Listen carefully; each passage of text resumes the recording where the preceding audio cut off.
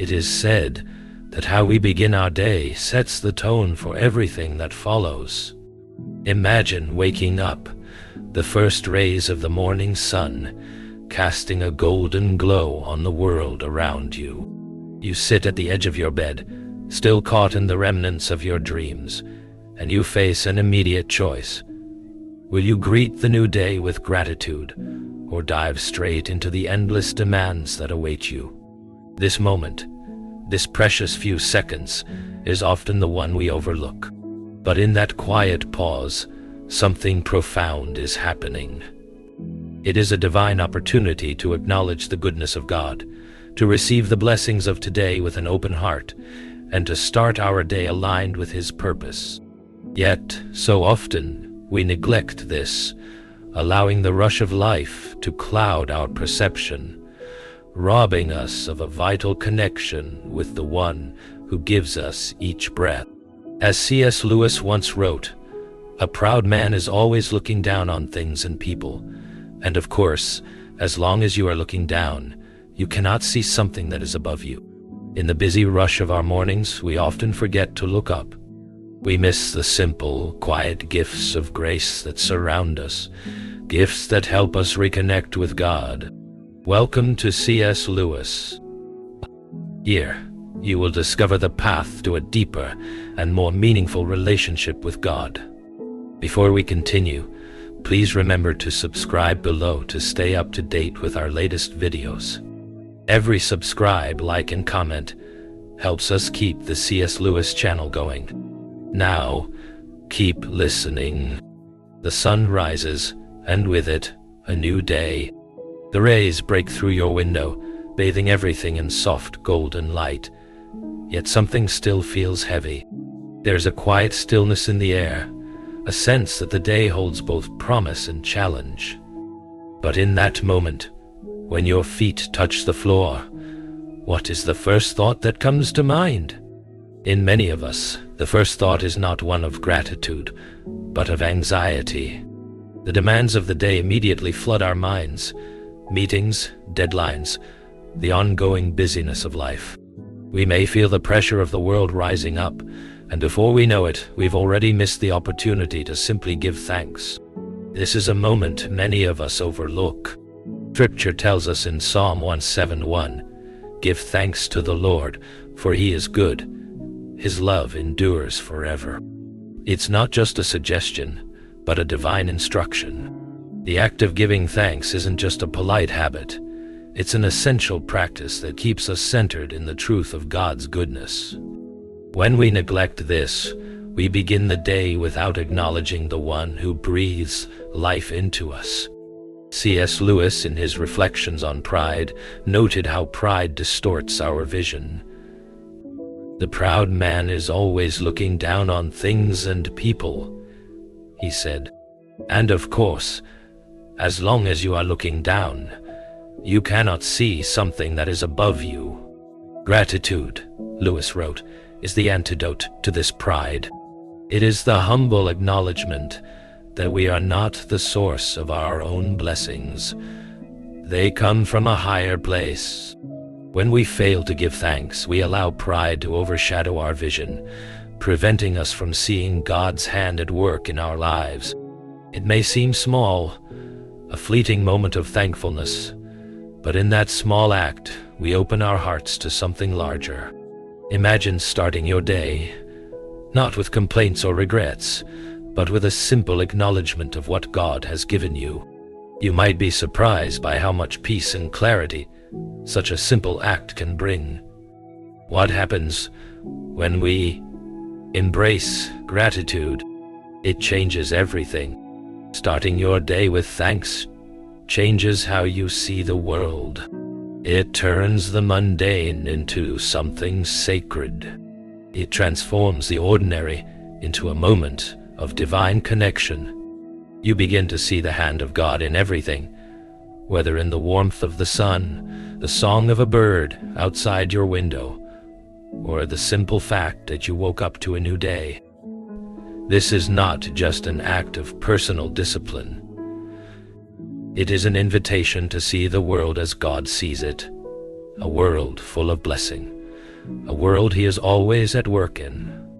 Gratitude is a spiritual practice that aligns us with God's vision for our lives. It opens our eyes to the divine in the everyday. The challenge then is simple. Tomorrow morning, when you first wake up, pause. Sit for a moment and think of the blessings in your life, no matter how small. Give thanks. Let this small act be your offering to God at the start of a new day. Watch how, over time, it transforms not just your mornings, but your entire life. For in the moments of gratitude, we reconnect with God, and in doing so, we find the peace and clarity that so often eludes us. When the sun rises, it ushers in a new opportunity, not only for the day ahead, but for a fresh perspective on the life you are about to live. The first choice you make in the morning is more profound than you might think. It's not just about what you will do, but about how you will respond to what is unfolding around you. Will you face the day with gratitude, or be swept away by complaints, frustrations, and negativity? The decision you make in these early moments is not just a fleeting thought. It sets the tone for everything that follows. Philippians 2:14 offers this simple yet powerful instruction: do everything without grumbling or arguing. It seems so straightforward, but how often do we forget this commandment, especially when the pressures of the day begin to mount? The task of getting through a busy day can often overwhelm us, and before long, we are weighed down by small irritations, miscommunications, and the nagging sense of unmet expectations. In these moments, negativity can creep in. However, when we choose gratitude over complaint, we shift the atmosphere. We allow space for peace and perspective. C.S. Lewis wrote about this battle between our faith and reason on one side and our emotions and imagination on the other. He described how we wrestle daily with how to view the world. Will we give in to the emotions that stir within us and complain about the injustices and inconveniences of life? Or will we rise above, choosing a higher perspective rooted in gratitude and faith? This isn't just a matter of attitude.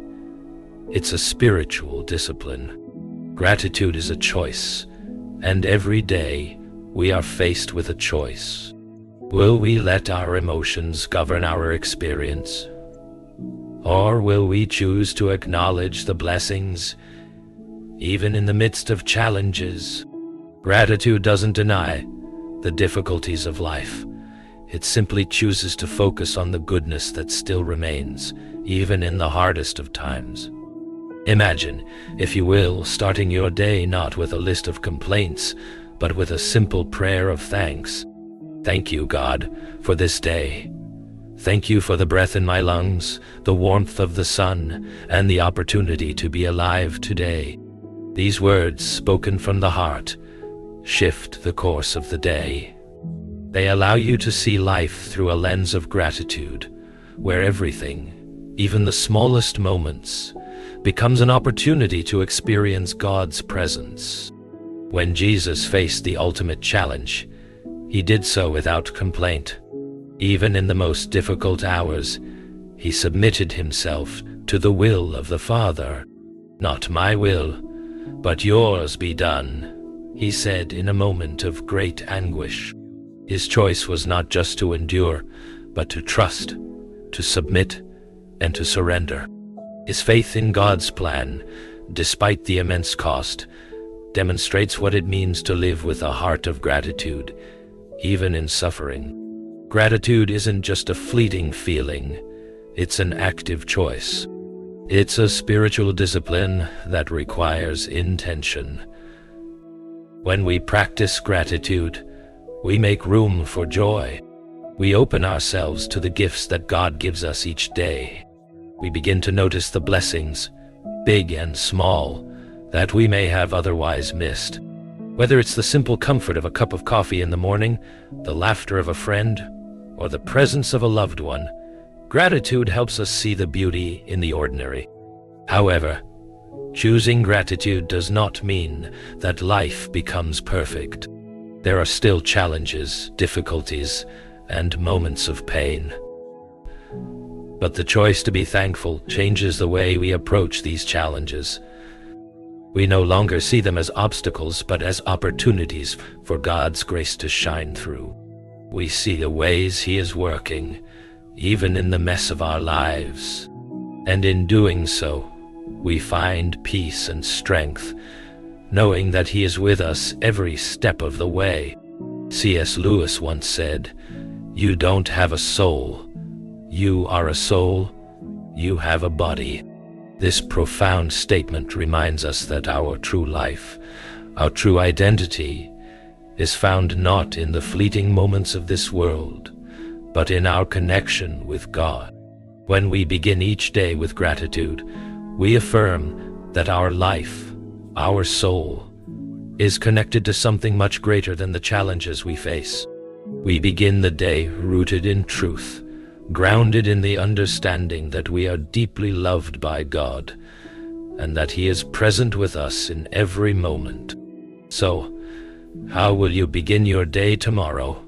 Will you start with complaints and frustrations, or will you choose to begin with gratitude? The choice is yours.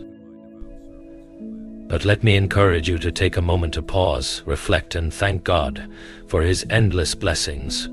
In this simple act, you will discover not just a better day, but a deeper connection with the One who holds all things together. In the hustle and bustle of our daily lives, it's easy to overlook the small things. The rising sun, the birds singing in the trees, the quiet moments of peace between the demands of work and family. These are the simple gifts that God gives us each day. Yet, how often do we pass them by, distracted by the loud demands of the world or consumed with our own to-do lists? In 1 Thessalonians 5:18 we are instructed, "Give thanks in all circumstances, for this is God's will for you in Christ Jesus." It is easy to give thanks when life is easy, when everything is going according to plan. But what about in the midst of challenges? What about in the small moments that seem insignificant, yet are full of divine meaning? C.S. Lewis wrote, "It is in the small things where God delights to show His glory." This profound insight reminds us that we often miss the divine presence that is woven into the everyday. We long for grand gestures, for monumental experiences that will change our lives. Yet, God is constantly at work in the small things, the ordinary, the quiet, the routine moments. Consider, for instance, the first cup of coffee in the morning, the warmth of the sun as it breaks through the clouds, the simple joy of holding a loved one's hand. These small moments may seem unimportant, yet they carry with them the presence of God. Each one is a gift, an invitation to pause, to appreciate, and to acknowledge His presence in our lives. The temptation, of course, is to rush past these moments, to focus on the bigger picture, and to chase after what we think will bring us fulfillment. We often overlook the small joys, thinking that they are insignificant. But in doing so, we miss out on the deep connection that these small moments offer us. The small joys are where God is most present, whispering to us through the simplest of gifts. Imagine starting your day with the simple practice of pausing to notice these small blessings. A moment to appreciate the warmth of your blankets, the smell of fresh air, the laughter of your children, the sound of a song you love. By slowing down and acknowledging these moments, you allow yourself to experience God's love in ways that go unnoticed when we rush through life. These small gifts have the power to change your heart, to shift your perspective, and to renew your soul. Jesus Himself showed us the importance of recognizing the small things. In the Gospels, we read of His moments of connection with the most ordinary of people: fishermen, tax collectors, and women at wells. He didn't wait for grand crowds or spectacular moments to reveal his love. Instead, he showed us how God's love can be found in the simplest of interactions. He took the time to bless children, to heal the sick, and to comfort those in need. He appreciated the small, often overlooked moments that are filled with the love of God. When we fail to notice these small gifts, we rob ourselves of the opportunity to experience God's presence in the everyday. We may be seeking something greater, something more dramatic, but in doing so, we miss the grace that God offers us in the small moments. The truth is, it is in these moments where God is most active, most present, and most willing to reveal himself to us. C.S. Lewis understood this.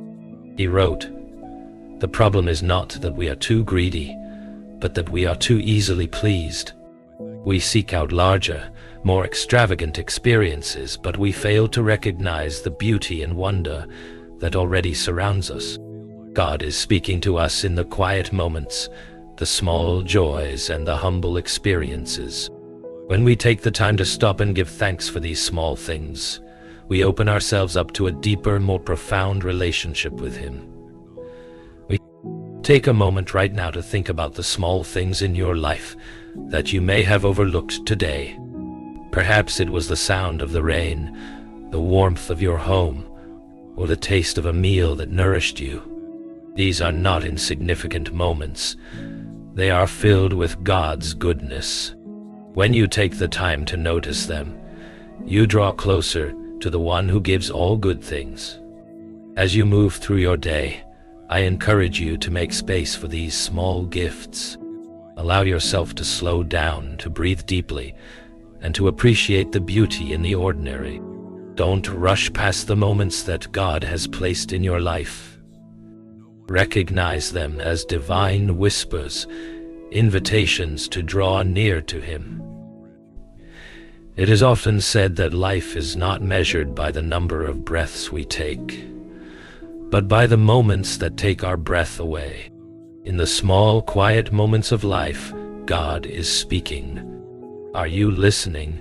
If you take the time to embrace these small gifts, you will find that your life becomes richer, more meaningful, and more deeply connected to the love of God. Oh, there is a story often told in Christian circles, the parable of the Good Samaritan, found in Luke 10:30-37. It's a familiar story of a man traveling from Jerusalem to Jericho who is robbed and left for dead. Two people, a priest and a Levite, pass by the wounded man without offering any help. But a Samaritan, someone from a group looked down upon by the Jews, stops to care for the man, tending to his wounds and ensuring his safety. This parable is more than a story of kindness. It is a call to action. Jesus uses this story to teach us what it truly means to love our neighbor. As he said in John 15:12, "My command is this, love each other as I have loved you." This command is not a suggestion, nor is it something that we can choose to ignore. To follow Christ is to love, and that love is demonstrated in action. C.S. Lewis once wrote, "Love is not affectionate feeling, but a steady wish for the loved person's ultimate good as far as it can be obtained. True love, as Lewis so aptly put it, is not a feeling or an emotion. It is a deliberate act of will. It requires us to choose to love, even when it is difficult, even when it costs us something. It is a love that goes beyond mere sentimentality. It is a love that seeks the good of others, even when it requires sacrifice.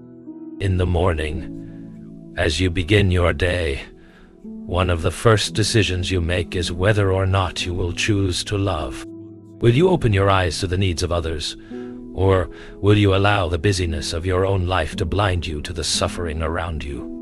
We are surrounded by people in need, people who are crying out for help, whether physically, emotionally or spiritually. But so often we walk by them, consumed with our own concerns, too busy to notice.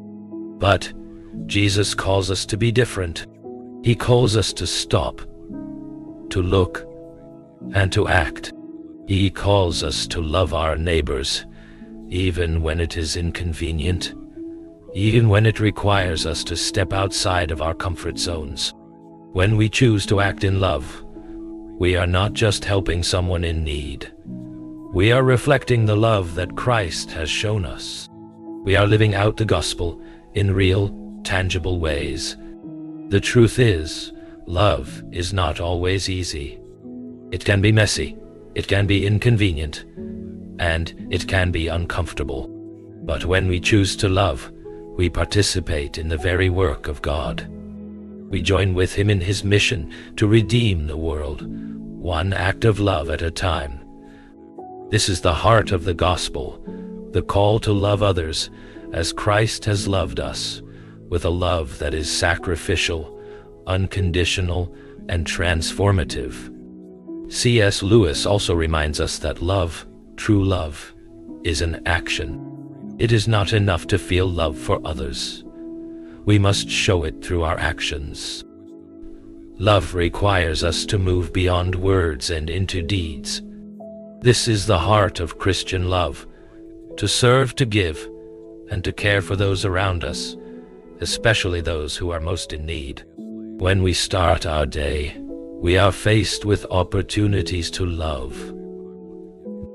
Perhaps it's a neighbor who needs help with their groceries, or a friend who is struggling and just needs someone to talk to. Maybe it's a family member who needs encouragement, or a colleague who could use a word of kindness. These moments are opportunities for us to act in love, to live out the calling we have been given. But love doesn't just happen on a grand scale. It often shows up in the small, everyday moments. A kind word, a gentle touch, a listening ear. These are all ways in which we love our neighbors. And when we choose to love in these small ways, we begin to transform the world around us. We create a ripple effect of love that spreads out from our own lives and touches those we encounter. Jesus told us that whatever we do for the least of these, we do for Him. Matthew 25:40.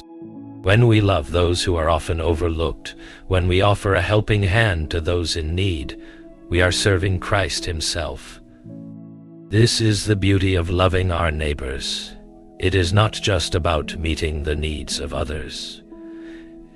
It is about participating in the divine work that God is doing in the world. This morning, as you wake up, I encourage you to consider how you can love your neighbor, who in your life is in need of kindness, encouragement, or support. How can you demonstrate the love of Christ in the small, ordinary moments of your day? Whether it's a family member, a colleague, or even a stranger, there are countless opportunities to love. And when you choose to act, you will find that your own heart is transformed in the process. It's easy to get caught up in the busyness of life and forget about the needs of those around us. But when we choose to love, we align ourselves with God's will and participate in His kingdom.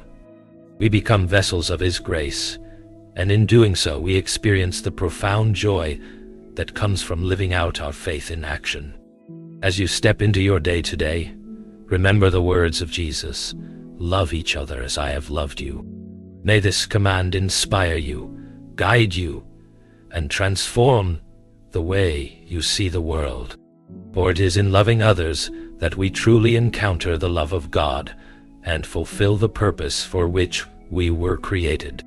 There is a subtle yet insidious enemy that quietly sabotages our lives: procrastination. It often comes disguised as a harmless delay, a decision to put something off until tomorrow. But as time goes on, procrastination becomes a thief, stealing not only our time but also our potential, our peace, and our connection with God.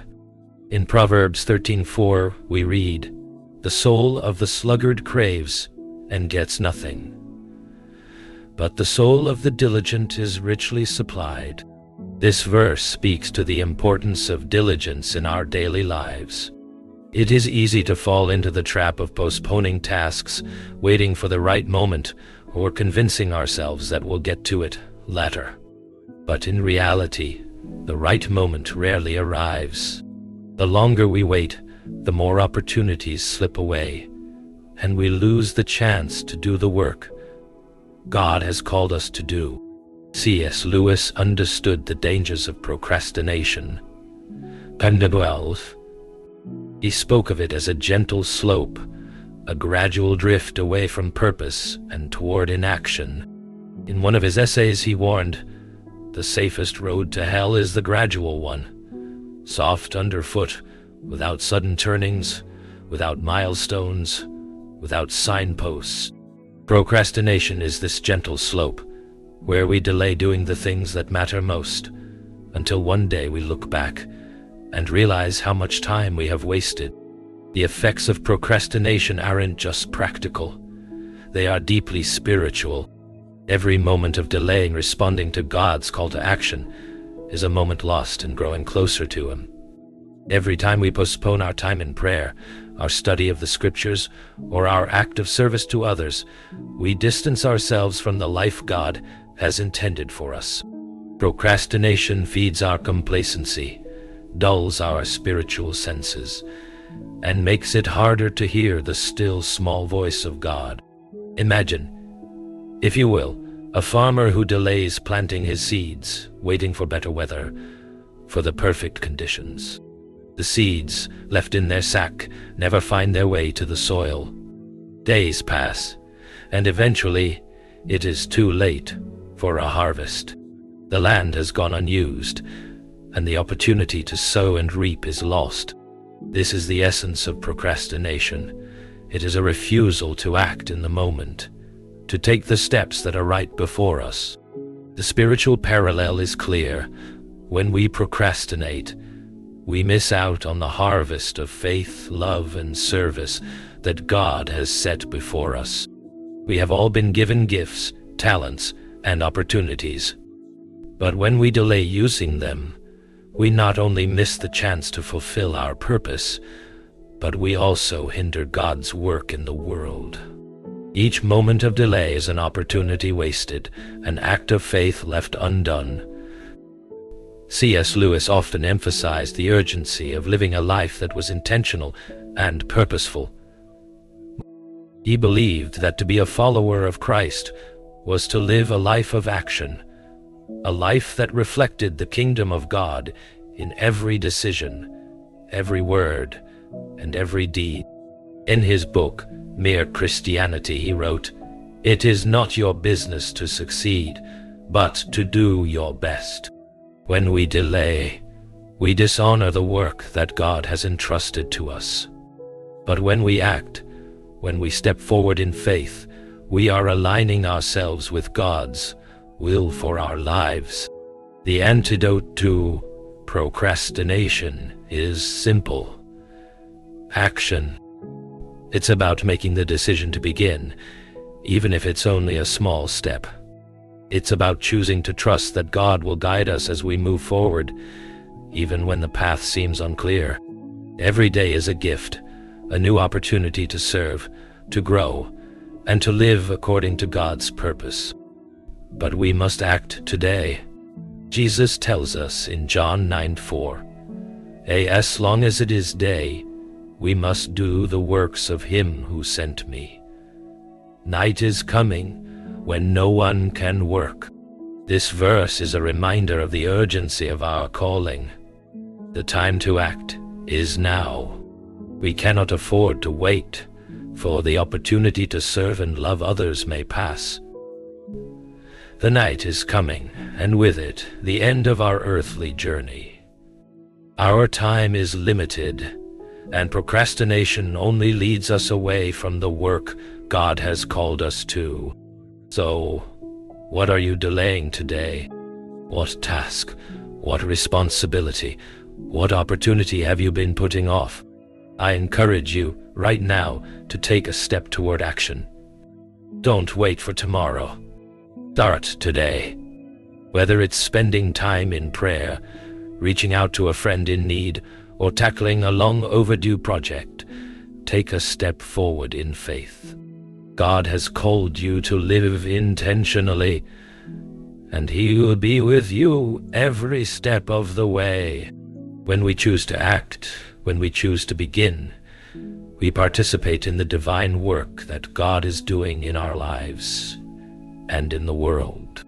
We fulfill our purpose, and in doing so, we experience the peace and joy that comes from living out His will. Don't let procrastination rob you of the life God has planned for you. Step into the calling He has given you today. You will be amazed at the peace, fulfillment, and connection with God that comes from choosing action over delay. Words, Aidan, Pasiu, they are the simplest of tools, yet they hold incredible power. In the blink of an eye, a single word can build or destroy, uplift or tear down. It can inspire hope, or it can cast shadows of doubt and fear. And often, it is in the quiet moments of the morning when we are most vulnerable to the weight of our words. Ephesians 4:29 offers a powerful admonition. Do not let any unwholesome talk come out of your mouths, but only what is helpful for building others up, according to their needs, that it may benefit those who listen. Our words are not just expressions of our thoughts. They are tools that can either reflect the heart of God or distort His truth. When we speak, we are not merely communicating information. We are shaping the world around us. C.S. Lewis, in his reflections on the power of language, noted that the cruelest lies are often told in silence. Our words reveal our hearts, and how we use them speaks volumes about who we are and what we value. Imagine for a moment the power of a single encouraging word. It may be something as simple as a compliment, a kind remark, or an expression of gratitude. A few carefully chosen words have the ability to lift someone from despair, to offer hope when none seems to exist. On the flip side, a word of criticism or judgment, though small, can plant seeds of insecurity, doubt, or anger. Words can wound, sometimes irreparably, and the damage can last far beyond the moment in which they are spoken. Jesus warned in Matthew 12:36-37, "But I tell you that everyone will have to give account on the day of judgment for every empty word they have spoken. For by your words you will be acquitted, and by your words you will be condemned." This stark warning reminds us of the gravity of our speech. Every word we utter matters. They are more than just sounds that fill the air. They are seeds that grow and take root in the hearts of others. In the morning, when we wake up and the first thoughts of the day enter our minds, we must ask ourselves, how will we use our words today? Will we choose words that reflect the love and grace of God? Or will we allow negativity, anger, or bitterness to shape our speech? Our words can either draw people closer to God or push them away. They can be a testimony of His goodness or an obstacle to His love. C.S. Lewis in The Four Loves described love as not an affectionate feeling, but a steady wish for the loved person's ultimate good. In the same way, our words should be motivated by a desire to see others grow, to see them flourish, and to experience the love of Christ.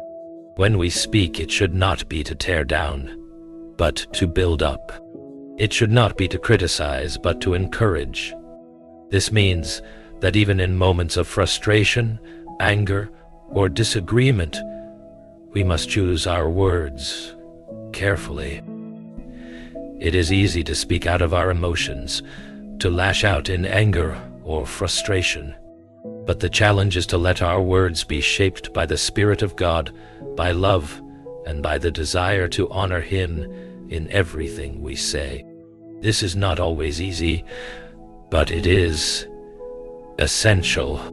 In 1 Corinthians 13:4, Paul reminds us, "Love is patient, love is kind." Our words should reflect this kind of love, patient and kind, even in the most difficult of circumstances. When we speak with kindness, even when we are hurt or upset, we reflect the heart of God. Our words become a testament to His grace and a reflection of His character. Think for a moment about how your words have shaped your relationships. Have they built up or torn down? Have they been a source of encouragement or discouragement? Our words are not neutral. They carry power. They can either bring life or bring death. When we speak with the intention of building others up, we participate in the divine work that God is doing in the world. The challenge then is to choose our words wisely, to speak in such a way that our words reflect the love, grace, and truth of God. Every conversation, every interaction is an opportunity to speak life, to offer encouragement, and to point others to the goodness of God. As you go through your day, take a moment to reflect on your words. Are they honoring God? Are they building others up? If not, take a step back and ask God to help you speak with wisdom, patience, and kindness. Let your words be a reflection of the love that Christ has shown you, and in doing so, you will transform the world around you. Remember, words are powerful. They are not just tools for communication. They are instruments of God's kingdom. Let them be used to bring glory to Him and to lift others up. In the quiet moments of the morning, when the world is still, we face the opportunity to make a decision that will impact not only our day, but our lives. Will we live with purpose and intention, or will we drift aimlessly through the hours ahead? The choice is ours, but the consequences are far-reaching. Ephesians 5:15-16 tells us, "Be very careful then how you live, not as unwise but as wise, making the most of every opportunity, because the days are evil." This passage serves as a reminder that time is precious and how we use it matters. Every day is a gift from God, a chance to fulfill His purpose in our lives. But all too often, we let the busyness of life cloud our vision, leaving us to wander through the day without clear direction or intentionality. C.S. Lewis, in his writings, frequently spoke about the importance of living deliberately. In Mere Christianity, he reflected, the present is the point at which time touches eternity. In other words, the way we live today has eternal significance. Each decision, each action, is an opportunity to align ourselves with God's purpose and to make a difference in the world. Yet, so often, we fail to recognize this. We get caught up in the rush of daily life, consumed by the demands of work, family, and responsibilities. We forget that each moment is a chance to make an impact. We forget that the way we live today matters in the grand story of God's kingdom. But there is good news. It's never too late to begin living intentionally. Every new day is a fresh start, a chance to reorder our priorities and live in a way that reflects God's will for our lives. We can choose to be intentional with our time, to focus on what truly matters, and to align our actions with our values. Living with purpose is not about perfection. It's about recognizing the calling God has placed on our lives and committing to live according to that calling. It's about seeking first His kingdom as Jesus instructed in Matthew 6:33. But seek first his kingdom and his righteousness, and all these things will be given to you as well. When we live with purpose, we are putting God at the center of our lives, trusting that he will provide for our needs and guide our steps. One of the most important aspects of living intentionally is to cultivate an awareness of God's presence in every moment. It's easy to compartmentalize our faith, to think of God only in terms of church services or Bible study. But God is present in every moment of our lives, in our work, in our relationships, in our daily routines. To live intentionally is to recognize his presence and to seek to honor him in everything we do. C.S. Lewis often reminded us that we are not meant to live isolated, individual lives. We are part of a greater community, the body of Christ. As he wrote, "There are no ordinary people. You have never talked to a mere mortal." Every person we encounter, every relationship we form, is an opportunity to reflect the love of Christ. To live intentionally is to recognize the divine significance of the people around us and to treat them with the respect and love they deserve. Living with purpose also involves using our gifts and talents for God's glory.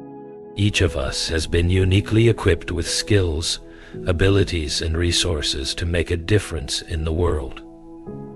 Whether it's through our work, our service, or our relationships, we are called to use what God has given us to build his kingdom. As C.S. Lewis said, "The proper rewards are not simply tacked onto the activity for which they are given, but are the activity itself in consummation." The joy of fulfilling our purpose is found in the act of serving, in the process of living out our calling. When we live with purpose, we live with clarity. We no longer waste time chasing after things that do not matter. We focus on what is eternal, what is truly valuable. We invest our time and energy into relationships, service, and spiritual growth. And in doing so, we find meaning and fulfillment that cannot be found in the fleeting pleasures of this world. As you move forward in your day, I encourage you to reflect on your purpose. What is God calling you to do? How can you live intentionally today with a heart aligned to his will? Whether it's through a kind word, a selfless act, or a moment of prayer, there are countless opportunities to live with purpose. Don't let the busyness of life steal your focus. Take a step back, breathe, and remember that every moment is an opportunity to serve God and reflect his love to the world.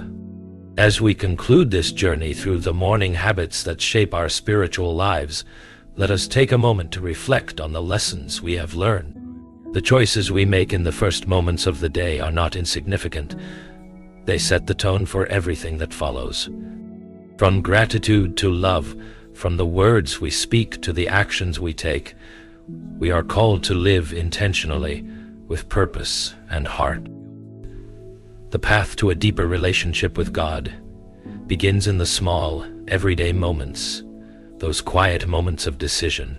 May we choose wisely, and may our mornings be filled with gratitude, intentionality, and love, so that the rest of our day is shaped by the presence of God.